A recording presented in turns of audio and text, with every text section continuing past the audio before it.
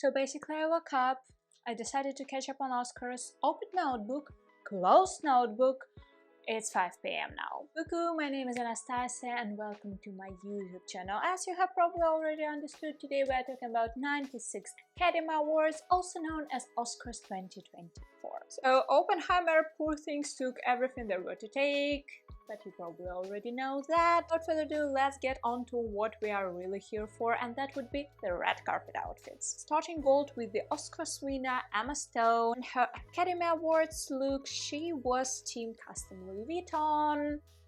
Predictably so, she is a Louis Vuitton ambassador through and through. Here's probably one of the last method dressing of the poor things from her. I mean, it's definitely on the tuned down classy side in comparison to some other looks she did previously, well, custom LV included, but you know what, it's Oscars, so that was kind of predictable. Mark my words, right now we will get more examples as we are getting through these videos, but basques, is it how we are calling it, like a little skirt coming out of your waistline and creating an extra layer? I believe it's called a basque. Anyway, basques are here to make a comeback. And as far as her Vanity Fair Oscars after party look goes, she is, well, once again wearing custom Louis Vuitton. Like, what's new here? This one is definitely not part of a poor things method dressing, unless there is something very niche that I do not know about the movie, because I haven't watched it full yet. I have seen some spoilers here and there. But this second dress reminds me much more of like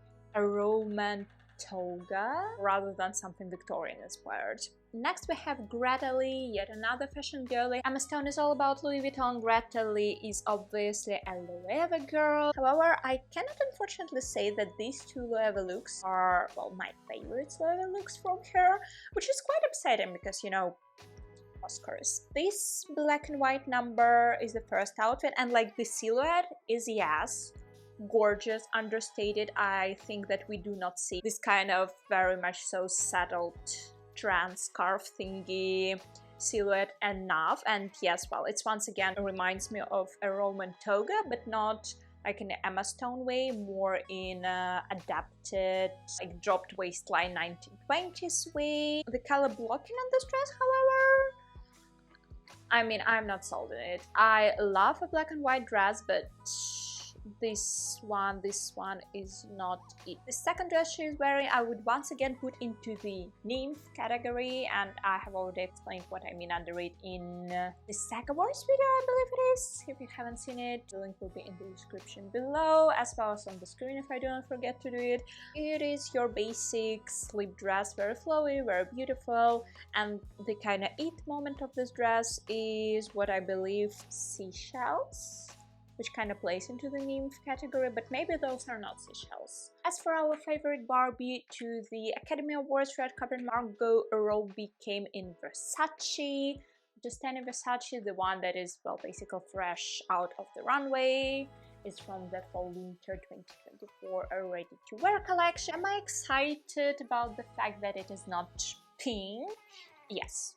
Yes, I'm very much so excited, but other than that, is it a memorable dress? No, unfortunately. Well, it is a nice dress, maybe with some styling, makeup, I don't know, jewelry. It could be memorable, but as it is, not really. However, maybe it wasn't even meant to be, considering her second look. Her Vanity Fair look is a vintage mugler from spring-summer 1996, and that, ladies and gentlemen, is definitely a moment, and I believe this one could very much so well make it to the well-dressed list of the 2024, like in the end of the year. I mean, can we just take a moment for the shape of this corset?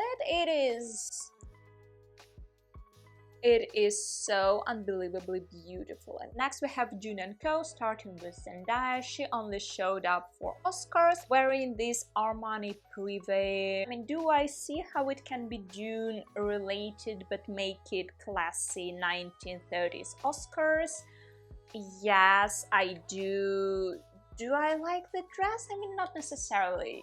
Does she look beautiful? Like, obviously, but it is Zendaya. She can make almost everything and anything work. It doesn't mean that the dress is, you know, glorious. I understand that the palm trees are the main focus of this outfit. I'm just not sure if I like the palm trees to be a main focus of the outfit, like of the evening gown in particular. So that is that. And as for her co-star Florence Pugh, she turned up 2 outfits for the Oscars. She came in this decor. It is magical. It is absolutely wonderful. It looks like bio-fashion, bio-architecture, like it's a living, breathing part of her. Halle Bailey were making her mermaid outfits, let's Princessy Disney and more fashion. I believe this is what she could have worn, but anyway. For her Vanity Fair outfit, it's kind of very much so the same to her Oscars decor look, but a more tuned down version of it. Once again, we're seeing those kind of bio motifs here and there, like she has those little, I don't know, tentacles, kind of thingies protruding out of the sides of her dress. And I do like the fact that the silhouette of the dress is this very much so kind of corporate one, like it's not a floor-length dress, and it offsets the fact that it's sheer and bioorganical rather nice. And ooh, remember I told you about the best last Dune lady, although I'm not sure how Dune we can call her, considering she was legit in the movie less than 15 seconds. But anyway, Anya-Taylor Joy and her 2 absolutely stunning outfits for the Oscars. She came in this custom Christian Dior gown. Honestly, I feel like everyone and their mom at this point of time know that this particular dress is a reference to Christian Dior Venus dress, and it's not like I am against to the house referencing this dress and recreating it again and again, but this past year, this dress and, you know, the compatible dress to it, there are 2 dresses that kind of go together. I feel like they have been working overtime. Anyway, the second outfit she's wearing is also a fashion statement tee, Misohi little black dress with the shape of her décolletage, like the bralette little thing, and also this headpiece. This dress, while not being in any nymph mermaidy kind of aesthetic at all, also kind of creates those sea creature vibes, but maybe like the dark sea creature, like piranha, fashion piranha, I guess. I'm heavy on the organic world references today. On to the traditionally more classy ladies. First and foremost, going strong with the 1950s references, we have Jennifer Lawrence wearing a right of the runway Christian Dior outfit. Cute, nice Dior reference. It also like references one of the previous Christian Dior design. Like, do I like the dress? Yes. Do I think it's enough for the Oscars? Well, maybe not, but I suppose it's due to the print, because polka dot, especially this big of a polka dot, is a very much so daytime, well, once again, print. Anyway, her second outfit is much more attention-seeking, and that is because she is wearing vintage Givenchy from Fall/Winter 1996 couture collection. Here is the thing, do I like the dress? Yes.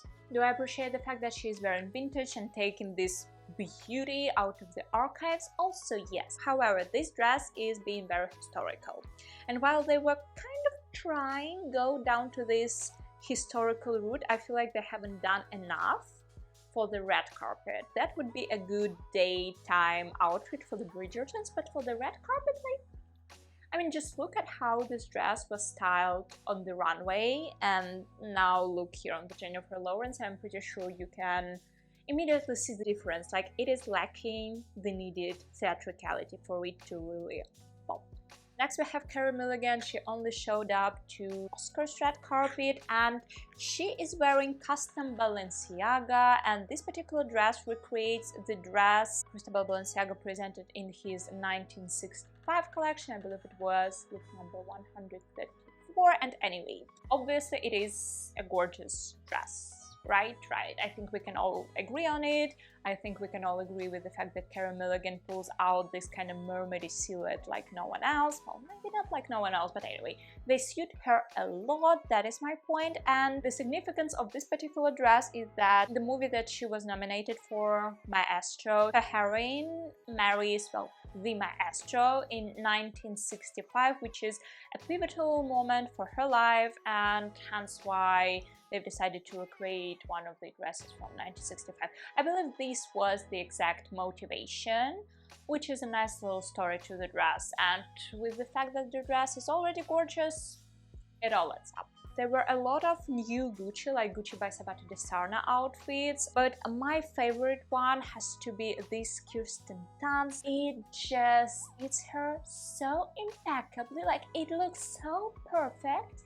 In its simplicity, I cannot. It's just gorgeous. Hailee Steinfield, another up-and-coming fashion girly. So her first outfit is this. I mean, I love it. I would also put it into the nymph categories, but it is slightly more like maximalist than a usual nymph dress due to, you know, the amount of gold detailing, but still, like, the color is gorgeous, and I already told you how I love this little scarf train-ish detail. I think she once again looks like a daughter of Poseidon or something. And as for her second outfit, couldn't be more different, and I love when the celebrities show up in rather different outfits, kind of showing that, oh, I can do this, but I can also do that as well.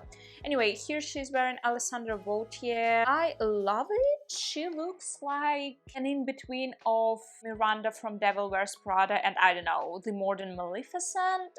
And without this little basque, once again, a basque, it would be just a lovely kind of Saint Laurent-ish minimalist dress, but with the basque, it adds this extra layer of drama and theatricality. This look makes it so much more memorable. Okay, two more purely Oscars moments and we will catch up on a little bit more fashion from the Vanity Fair. So the first one is Ariana Grande in Giambattista Valli, and you know, to me it is giving the same vibe as Margot Robbie's Caprarelli dress she wore to SAG Awards. Something went terribly wrong in between the sketch of the dress and the final result of the dress. It looks like blown up bubblegum, and it is not a compliment. Anyway, the second dress is Laverne Cox wearing vintage Mugler. Thank you, my lady. Thank you for bringing this gorgeous moment to the red carpet.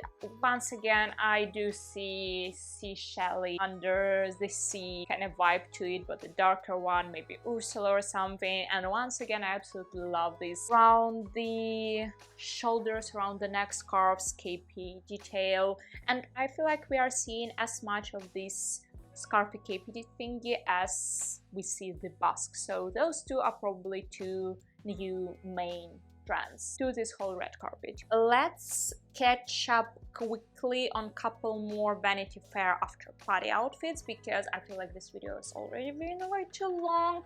Starting with Kardashian-Jenner clan. Kardashian came in Balenciaga, obviously. However, this is a silhouette I haven't seen from Balenciaga. To be completely honest, I wasn't exactly caught up with them recently, but you know, still kind of looks fresh in comparison to, once again, some other Balenciaga looks that came to the Oscars. Kylie Jenner wearing Ludovica de Saint-Cernin, and thank you. Thank you, now I can sleep peacefully knowing that someone came wearing this dress to the red carpet, because that was my main emotion and main thought after watching the recent Fall Winter 2024 show, that, you know, if someone didn't wear this dress, this would be such a waste for us as a fashion society. Kendall Jenner came in Maison Margiela by Jean-Paul Gaultier. It was one of the viral looks from his very much so, once again, viral recent couture collection. I mean, she looks glorious, the dress is gorgeous, the shape is amazing, and without the crazy Pat McGrath and Jean-Paul Gaultier makeup and styling, it looks far more wearable. So I'm kind of happy that Jenners are showing this fact, you know, to the people. Hunter Schafer, although she's an ex-model, but still, she is a big Vanity Fair girly. I believe she is making like viral outfits every Vanity Fair, but this year she decided to, you know, take a back seat for a little bit. Nonetheless, she's wearing Bottega Veneta. The dress is gorgeous, she looks amazing, fits her perfectly, but in comparison to her other looks, like especially, you know, and the Mister with this feather, it kind of feels a little bit, or you know, little bit settled down. We also have Heidi Klum in Harris Reed Fall Winter 2023. Give me Harris Reed dress any time of the day and I will be happy. Well, for once, Heidi Klum looks good, and for, you know, two, she's probably the best gold statuesque that I have seen on this particular Vanity Fair red carpet. Well, maybe also to, you know, Margot Robbie. Maude Apatow and Richard Quinn, I'm always rooting for her and her stylist Mimi Churchill. I feel like they are doing amazing and very much so underrated job. Once again, I feel like she's the most underrated fashion girly out of the whole fashion girliness of the Euphoria cast. She's always elegant, she's always classy. She's the only one who brought Richard Quinn to the red carpet, and for that I cannot be more grateful. One of my lights have died, meaning we have to finish this video, and I want to finish it with Sydney Sweeney wearing archival Mark Bower, and yes, you guessed it, it is the very much so same iconic dress that Angelina Jolie showed up wearing to the Oscars back in 2024. I also love the fact that while she's wearing the dress Angelina was wearing, she's going for the kind of Marilyn look, which layers it all one on one, and it is amazing. The work she's doing with her stylist, it cannot be underrated, and this Vanity Fair look is a testimony to it. Okay, let's do 3 favorites. I feel like because we have 2 red carpets, I can do 3 and 3. 3 for the Oscars and 3 for the Vanity Fair. As for the Oscars, definitely Carey Mulligan in Balenciaga, Kirsten Dunst in Gucci, 100%. And you know what? I think I want to put Hailee Steinfield in here because yes. Or maybe Florence Pugh and Del Coro. Okay, those 2 would split the 3rd place. And as for the Vanity Fair, this one is much harder because there were so much more good looks. Kendall Jenner in Maison Margiela, Sydney Sweeney in archival Mark Bower, and oh yeah, Anya-Taylor Joy in Miss Sophie. With that being said, we came to the end of this video. If you like it, you can subscribe to this channel or something. Also leave me a like, check out my other social medias if you like the vibes, and other than that, I'll see you in the next one. So bye bye.